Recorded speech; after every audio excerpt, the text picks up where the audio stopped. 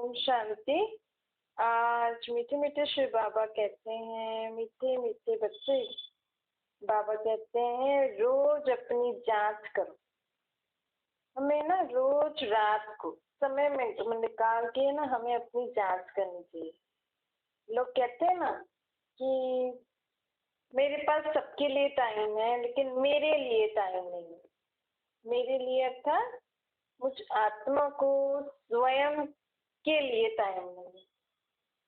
मुझे आत्मा के मन में इतना कचरा है, बुद्धि ऐसी है, संस्कार ऐसे उल्टे सुलटे हैं, मुझे आत्मा की कर्मेंद्रियां ठीक रीति काम नहीं कर रही, तो इस रीति से मुझे टाइम नहीं है अपनी कर्मेंद्रियों को ठीक रीति से चेक करना कि मेरी कर्मेंद्रियां कैसे काम करती हैं, मेरा मन बुद्धि संस्कार कैसे काम करते हैं। इसके लिए मनुष्य आत्मा को टाइम नहीं। जो ये कहते हैं ना मुझे मेरे लिए टाइम नहीं है, अर्थात खुद को चेक करने का टाइम नहीं, खुद को सुधारने का टाइम नहीं। क्योंकि मेरे लिए अर्थात आप खाना तो खा रहे हो, मतलब शरीर को तो दे रहे हो, शरीर के लिए कपड़े नहाना धुलाना, शरीर की तो आप पूरी संभाल कर रहे हो ना। लेकिन और किसके लिए, आपके और किसके लिए टाइम नहीं है? आप आत्मा को खुद के लिए टाइम नहीं। आत्मा में क्या आता है? मन बुद्धि संस्कार। आत्मा ही हमारे शरीर को चलाने वाली है, उसको भी हमें रोज ध्यान देना है। तो आप जैसे अपनी देह के लिए टेक केयर करते हो ना, उसको नहलाना धुलाना, अंदर बाहर से साफ रखना, उसको कोई परेशानी है तो उसको डॉक्टर के पास ले जाना, उसको दवाई देना, वैसे ही आत्मा कहती है मैं सबके लिए करती हूँ, अपने देह का भी ध्यान देती हूँ, लेकिन मैं खुद के लिए टाइम नहीं है। अर्थात तो अब अपने मन के लिए, बुद्धि के लिए, संस्कारों के लिए भी टाइम दो। फिर सारा दिन मेरे मन में क्या चल रहा है उसको भी देखो आप। जब आप ये वाला काम करना शुरू कर लोगे ना, तो आपे ही आपको जीवन में देखना कितना अच्छा लग रहा है। आपके जीवन के हर प्रॉब्लम खत्म हो जाएगी। क्योंकि प्रॉब्लम्स कहाँ से अराइव होती हैं? मेरी खुद की सोच से। और हमने कितने दिनों से मन को साफ नहीं किया, मन के विचारों को ध्यान नहीं दिया। कहते खुद के लिए टाइम के लिए ना शांति चाहिए। तो शांति है ना, शांति कोई बात थोड़ी है। अब थोड़ा समय से, कभी तो आप फ्री होते होंगे ना देह के काम से, थोड़ा समय देहिक दुनिया से, देहिक काम से अपने बुद्धि को निकाल, मन बुद्धि को शांति से बैठ के अपने मन बुद्धि का हाल जानो, अपने संस्कार को चेक करो, अपनी कर्मेंद्रियों को चेक करो। खुद के लिए टाइम निकालना जरूरी। बाबा कहते हैं अब तुम बहुत दिनों से ये काम करते करते बोझ वाली जीवन जीते जीते थक गए हो ना, अब बाकी सारे काम मुझे दे दो। जैसे अभी ऊपर ने अभ्यास किया कि आपको कल क्या क्या करना है ना, ऐसे नहीं बोलना कल मुझे इतने बजे उठना है, फिर मुझे ये करना है, फिर मुझे ये करना है, फिर बच्चों को पढ़ाना है, फिर खाना बनाना है, फिर मुझे यहाँ जाना है। इसके बदले बाबा को साथ ले लो। बाबा कल हमें इतने बजे उठना है, कल ये करना है, कल ये करना है, इधर जाना है, बाबा हमें कल इनसे मिलना है, ये करना है। तो बीच में बाबा आ जाएंगे ना, तो मतलब हम सब बातें बाबा को दे रहे हैं, बाबा को बोल रहे हैं। फिर लास्ट में ये भी बोल देना बाबा अब आप देखना कैसे करना है। आप इन सारी चीजों का बोझ आप बाबा को दे दो और आप क्या करो फिर? अपने मन बुद्धि संस्कारों पर ध्यान दो। वो भी सिर्फ चेक करने के लिए बाबा बोल रहे हैं। बाबा बोल रहे हैं चेक करके मुझे बताओ। बाबा ये भी नहीं कह रहे कि आपके संकल्प ठीक नहीं तो आप उसको करेक्ट करो, मुझे बताओ फिर मैं तुम्हें शक्ति देता हूँ। बस हमें बाबा क्या कह रहे हैं, कौन सा काम करने को दे रहे हैं? अपने आप को चेक करके कि आप में क्या क्या मन में डर्टीनेस है। ये गंदे विचार डर्टीनेस ही है ना। हमने सोचो द्वापर युग से कभी मन को साफ ही नहीं किया है हमने। सुनते तो बहुत थे, मन को अच्छा भी लगता था, लेकिन मन में वो बात धारण नहीं हुई। क्योंकि धारण करने के लिए शक्ति देने वाला कौन है? बाबा। तो बाप कहते हैं अब बस मुझे चेक करके बताओ बाबा, आपके मन में ऐसे ऐसे विचार चलते हैं बाबा, ऐसे बुद्धि का निर्णय ऐसे होता है बाबा, संस्कार ऐसे हैं। मेरे संस्कार नहीं बाबा, ये संस्कार ऐसे आप ले लो, मेरे संस्कार वही हैं जो आपके हैं। बाबा ये शरीर की कर्मेंद्रियां ऐसे ऐसे कुछ भी देख लेती हैं, कुछ भी सुन लेती हैं, कुछ भी बोल देती हैं। तो हमें सिर्फ चेकिंग करना है और बाबा को देना है। और क्या करना है, बाबा को अपने साथ रखना है। इतना तो कर सकते हैं ना। फिर बाबा जो कहे वो करते जाओ। फिर बाबा हमें जो श्रीमत देते हैं ना, उसको धारण करने की शक्ति भी बाबा देते हैं। बाबा ऐसे नहीं कहते कि अब तुम्हें पवित्र रहना ही है। बाबा कहते सिर्फ तुम प्रॉमिस करो, पक्का करो, मन तुम्हारा माने कि हाँ मुझे पवित्र रहना है, हाँ मुझे हर कर्म करते समय बाबा। आप सिर्फ एक कदम हमें कौन सा उठाना है, दृढ़ संकल्प का। हमें मन में पक्का करना है, हमारा मन माने कि मुझे ये काम करना है, मन को अच्छा लगे। फिर बाबा की मदद है, कितना सहज है ना।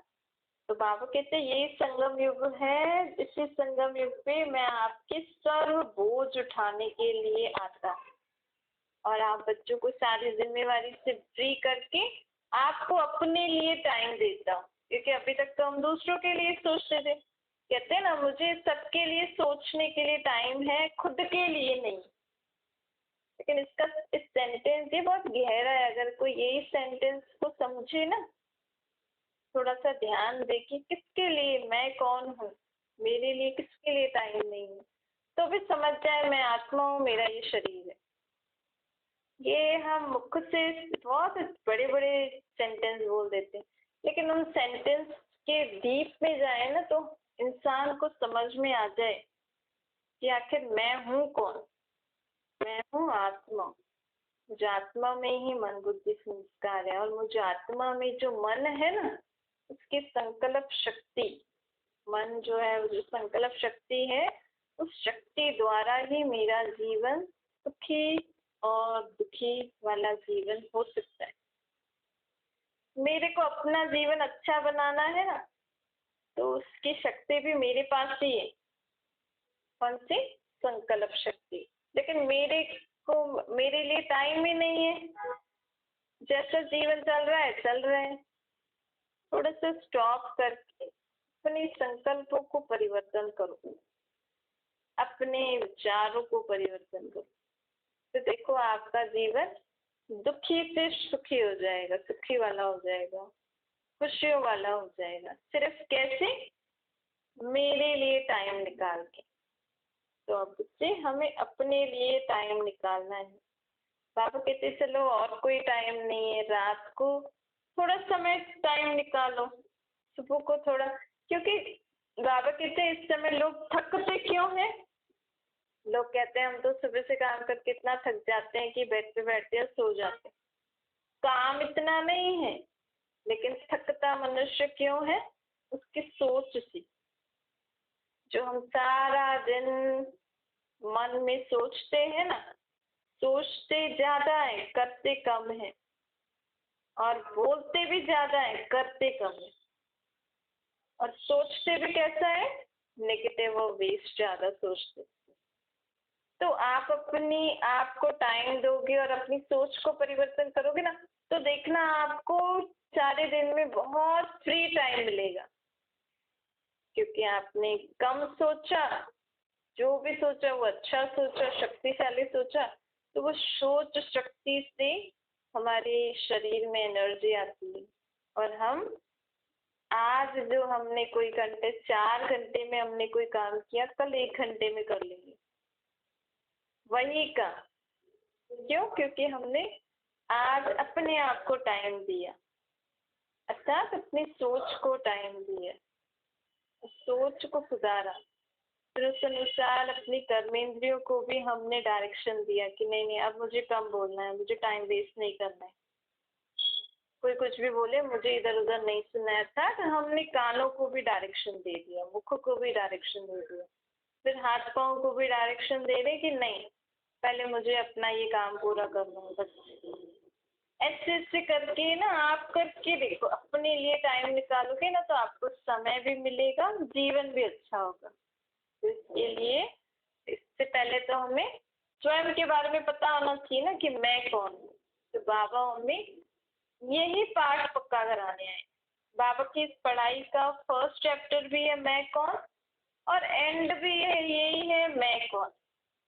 भले बीच बीच में बाबा हमें बहुत सारे ज्ञान की बातें बताते हैं, लेकिन बाबा कहते हैं अंत जब इस पढ़ाई जब पूरी फिनिश हो जाएगी ना, तो अंत में बस हमें यही याद होना चाहिए, मैं आत्मा हूँ, मेरा बाप परमात्मा, बस दो चीजें और कुछ भी नहीं। बाबा कहते हैं अंत के समय आप ज्ञान के विस्तार में भी नहीं जाओगे, वो भी सब सार में हो जाएगा, मैं आत्मा, बाबा परमात्मा, मेरा बाप। तो पढ़ाई का स्टार्टिंग भी यही, लास्ट भी यही। इसलिए बाबा के बीच में तो आत्मिक स्टेज बनाने के लिए बाबा ने हमें चक्कर का ज्ञान दिया कि आप कैसे सृष्टि पर 4 युग काट के आए। वो भी क्यों दिया? क्योंकि मैं आत्मा काट के आई हूँ। उसमें भी बाबा ऐसे बोलते हैं कि तुम आत्मा सत्युग में थी, तुम आत्मा फिर त्रेता में आई, फिर तुम आत्मा द्वापर में आई, तुम आत्मा कलयुग में हो, अब तो हम संगम युग पे आ गए हैं। तो ये चक्कर का ज्ञान भी बाबा ने आत्मिक स्मृति जागृत करने के लिए कि तुम कौन सी आत्मा हो, तुम कौन हो, तुम कौन सी आत्मा हो। फिर बाबा ने हमें बताया कि तुम्हारी गिरती कला कैसे हुई। अब तुम थी तो इतनी अच्छी, लेकिन तुम आत्माएं ऐसी विकारी कैसे बनी। फिर बाबा ने हमें और डिटेल बताया कि कैसे आत्मा विकारों के वश होकर गिरती गिरती अभी आत्मा की शक्ति पूरी खत्म नहीं हुई है। जैसे फोन की बैटरी डिस्चार्ज हो जाती है तो डिस्चार्ज होने से पहले वो साइन दिखा रहे थे ना, लो बैटरी। तो इस समय सभी आत्माओं की स्टेज क्या है? लो बैटरी की। हम तो चार्ज होना शुरू हो गए हैं। जिस समय आत्मा अपने को पहचान लेती है और बाबा को याद भी पहचान के बाबा को याद करना शुरू कर लेती है ना, तो मतलब हमारी आत्मा की बैटरी चार्ज होना शुरू कर देती है। लेकिन आप सोचो, अगर हम फोन को सिर्फ सुबह को थोड़ी देर, शाम को थोड़ी देर चार्ज करें तो फुल चार्ज नहीं होगा ना, और कभी कभी पूरी डिस्चार्ज भी हो सकती है बीच में। इसके लिए, और हम तो आत्माएं हैं, हम तो सत्युग से पार बजाते हुए हैं, तो अभी तो हमें आत्मा की फुल बैटरी को चार्ज करने के लिए तो हमें 24 आवर्स बाबा से कनेक्ट रहना पड़ेगा। उसके लिए क्या करना पड़ेगा? हर काम बाबा के साथ करो। बाबा को ही बोल दो ना, बाबा हमें ये करना है, ये करना है, ये करना है, तो ऑटोमेटिकली बाबा भी याद रहेगा, बाबा भी हमें याद दिलाएंगे, हम भूल भी जाएं। लेकिन बाबा को हमने पहले ही बता दिया, बाबा याद दिलाएंगे, तो बाबा ऑटोमेटिकली कनेक्टेड रहेंगे ना। तो इससे क्या होगा? हमारी आत्मा की बैटरी चार्ज हो जाती जाएगी। कैसे चार्ज होगी? गुण, शक्ति और ज्ञान। तो हमें चार्ज करके हमें क्या करना है?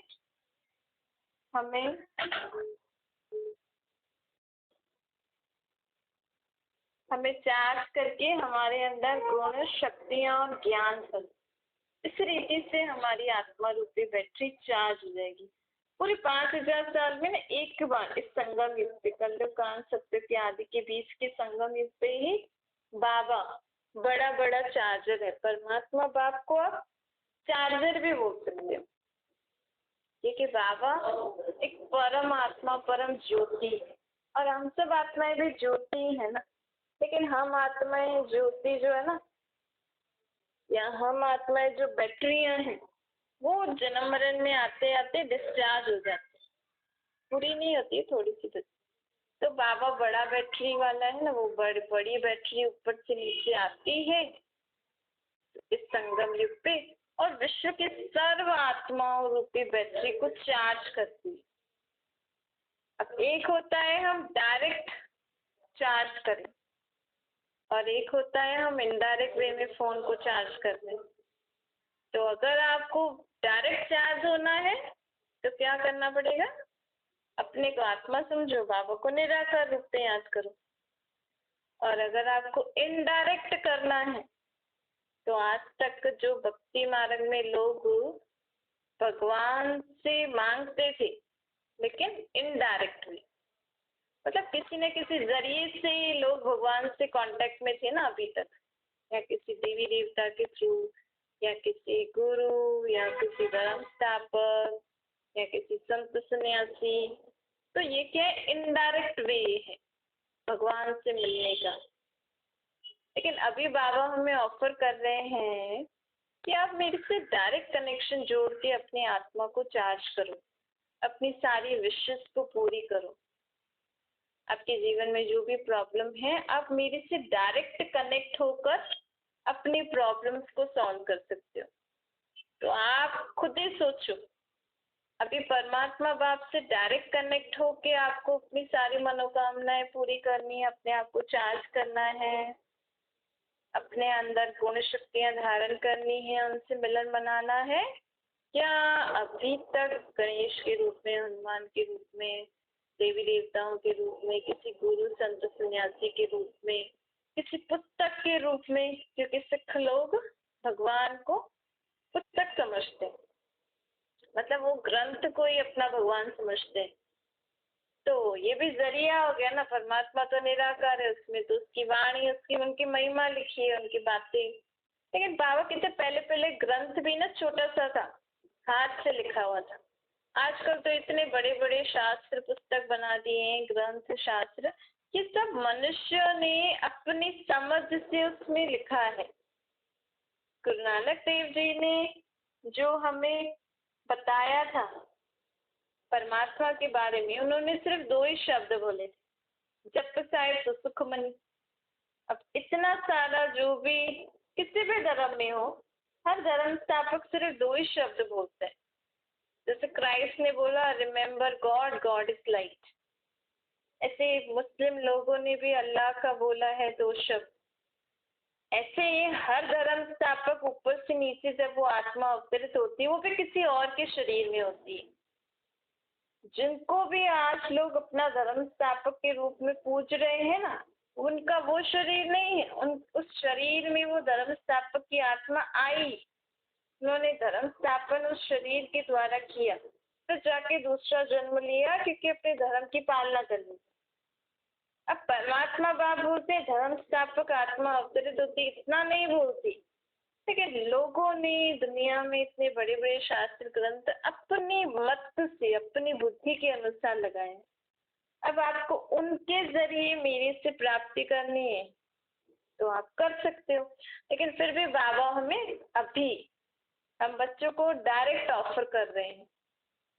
तो आपको अगर अपने आत्मा को, अपनी आत्मा में गुण शक्तियां ज्ञान भरना है, या आपकी कोई मनोकामना है या कोई इच्छा है, जो भी है, अगर आप अपने को आत्मा समझ के बाबा से मन ही मन में बातें करोगे ना, तो बाबा की शक्ति डायरेक्ट आपको वो जो भी आप चाहते हो वो आपको अचीव करा सकते। बाबा कहते हैं अभी इस जन्म में तो हमें बाबा हर शक्ति, हर गुण, हर समझ देने हैं। बाकी जो आपकी और भी इच्छाएं हैं, किसी को है हमारा घर अच्छा हो, किसी को है हमारे बच्चे अच्छे पढ़े, किसी को हमारा घर सुख शांति वाला हो, किसी वैरायटी टाइप ऑफ मनोकामना इच्छाएं होती हैं। वो सारी इच्छाएं मैं तुम्हारी सत्युग में पूरा करूंगा। क्यों? क्योंकि ये तो है ही पुरानी दुनिया ना, पुरानी दुनिया में चीजें भी पुरानी, शरीर भी पुरानी, हर एक बात से दुख है ना। आज लोगों का शरीर भी काम का नहीं है, तो लोग चाहे मेरा शरीर बहुत अच्छा हो जाए, मैं अच्छी तंदुरुस्त हो जाऊं, पर ये पॉसिबल ही नहीं है। हाँ, आपको सत्युग में बाबा तंदुरुस्त शरीर देंगे। लोग कहें अभी मेरे पास बहुत धन हो जाए, इस दुनिया में अगर बहुत धन कमाना है तो क्या करना पड़ेगा? कुछ न कुछ ठगी तो करनी पड़ेगी, नहीं? तभी आप बहुत धन कमा सकते हो। बाबा कहते हैं इस जन्म आप साधारण रहो, सत्युग में आपको बहुत धन मिलेगा। कोई कहे बाबा मुझे तो 36 प्रकार के भोजन खाना है इस जन्म में। बाबा कहेंगे सत्युग में तुम्हें बहुत मिलेगा, अभी तो मेरी याद में दाल रोटी भी खाओगे ना तो 36 प्रकार के भोजन के बराबर होगा। अभी तो मेरे याद में मेरे साथ झोपड़ी में भी रहोगे ना तो तुम्हें सत्य के महलों से भी ज्यादा सुख यहाँ मिलेगा, क्योंकि यहाँ हम डायरेक्ट परमात्मा के संग में हैं। बाबा कहते हैं सत्य के सुख से भी ज्यादा तुम्हें अब सुख अनुभव होगा। कब? जब हम परमात्मा बाप को याद करेंगे, क्योंकि अतीन्द्रिय सुख का गायन है ना। अतीन्द्रिय सुख की महिमा है। अतीन्द्रिय सुख अर्थात इंद्रियों से परे वाला सुख। आज हम इंद्रियों से जो सुख मिल रहे हैं, अच्छा खाना, देखना, सुनना, बोलना, किसी से संबंध व्यवहार में आना, किसी घूमने, तो ये इंद्रियों का सुख हो गया ना। लेकिन आजकल इंद्रियों का सुख अच्छा नहीं है ना, मतलब सदा काल के लिए भी नहीं है, और कहीं ना कहीं कुछ न कुछ मिलावट धोखा मिल ही जाता है। तो इंद्रियों से परे वाला सुख करता है मैं आत्मा परमात्मा का बच्चा। परमात्मा बाप मेरा बाप भी है, मेरा टीचर भी है, मेरा सखा भी है, मेरा सतगुरु भी है, मेरा साजन भी है, मेरा बेटा भी है। आप परमात्मा से सर्व संबंध निभा के देखो तो संसार में क्या होता है। एक मनुष्य आत्मा के लिए संसार क्या होता है?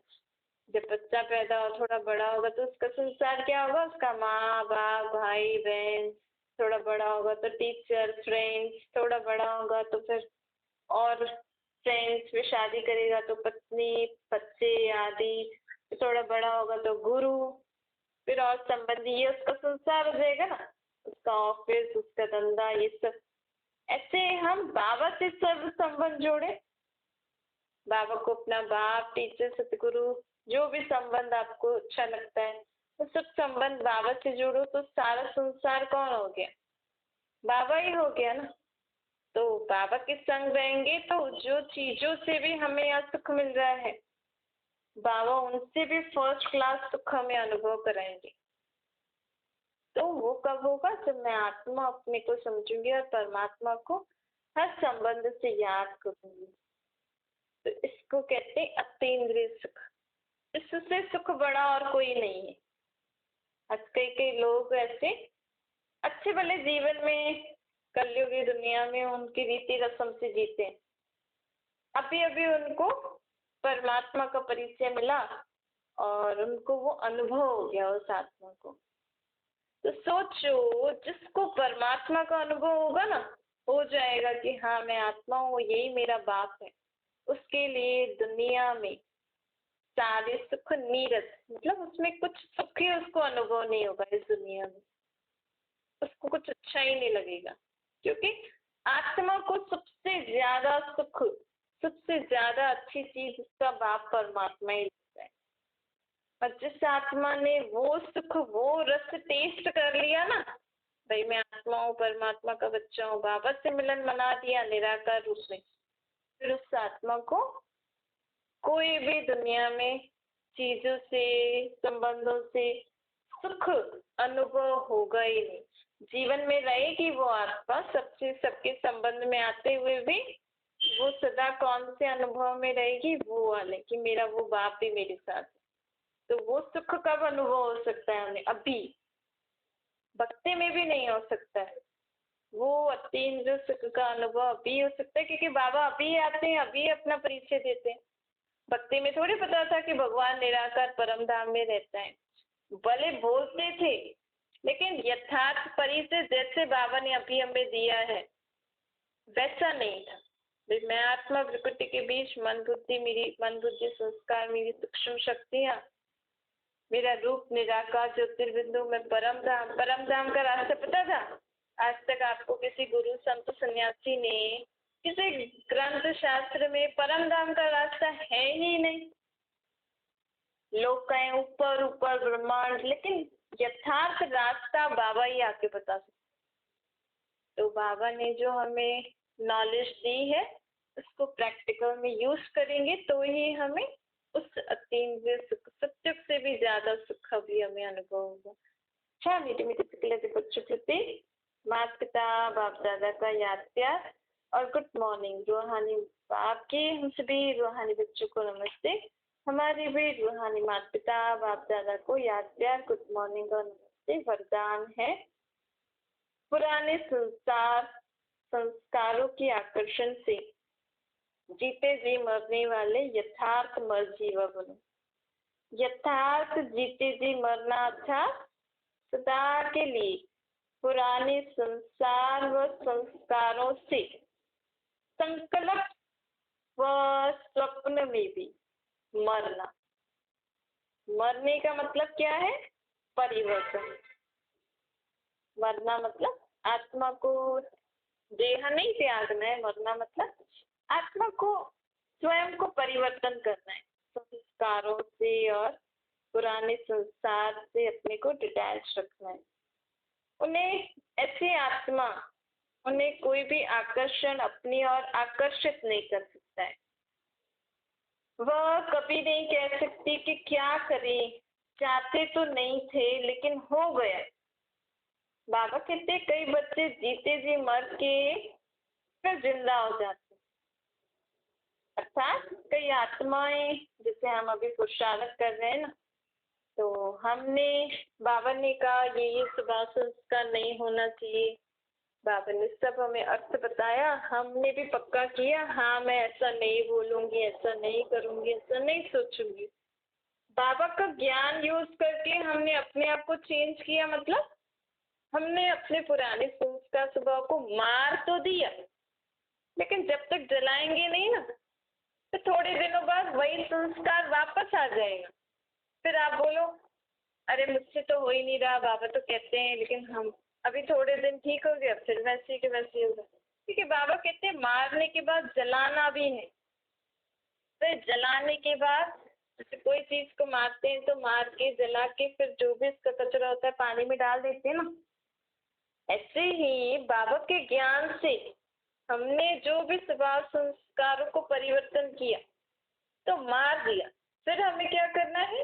एकाग्रता की शक्ति द्वारा अपने को आत्मा समझ के बाप को निराकार रूप में याद करके बाबा की याद रूपी अग्नि, मतलब एकाग्र चित्त को बोलते हैं याद रूपी अग्नि, उससे वो विकार बुराई को जला दो। बाबा मैं आपको याद कर रही हूँ, अब इससे ये संस्कार स्वभाव बिल्कुल खत्म हो जाए, जल जाए, मेरी आत्मा में से एकदम खत्म हो जाए। फिर ऐसे बाबा को एकाग्रचित होकर याद करो। फिर उसके बाद बाबा, क्योंकि सागर है ना, तो बाबा सागर में उसकी अस्थियां वस्तियां सब डाल दो।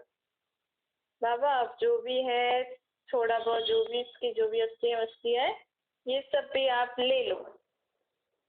ऐसे करके उसको पहले ज्ञान से मारो, बाबा की याद से जला दो, फिर बाबा को सब कुछ बाबा सागर में दे दो, समा दो। बाबा आप ये सब ले लो। इस रीति हम कोई भी स्वभाव संस्कारों को परिवर्तन करेंगे ना, तो उसका फाउंडेशन खत्म हो जाएगा, फिर वो संस्कार वापस नहीं आएगा। आप ऐसा करके देखो, फिर माया वार नहीं करेगी। स्लोगन है सबसे लकी वो है जो याद और सेवा में सदा बिजी रहते हैं। तो अभी हमें अभ्यास करना है, अगर लकी बनना है तो बाबा की याद कैसे, या गीत चला लो, या बाबा के ज्ञान के मूल्य के पॉइंट्स मन में रिवाइज करो, या बाबा से बातें करो, या बाबा के साथ वो काम करो। बाबा आप क्या करें, ऐसे करें, ऐसे करें, खाना बना रहे बाबा आप क्या डालें, ऐसे किसी भी रीति से बाबा के साथ हर काम करो तो आप लकी बन जाओगे। चाहो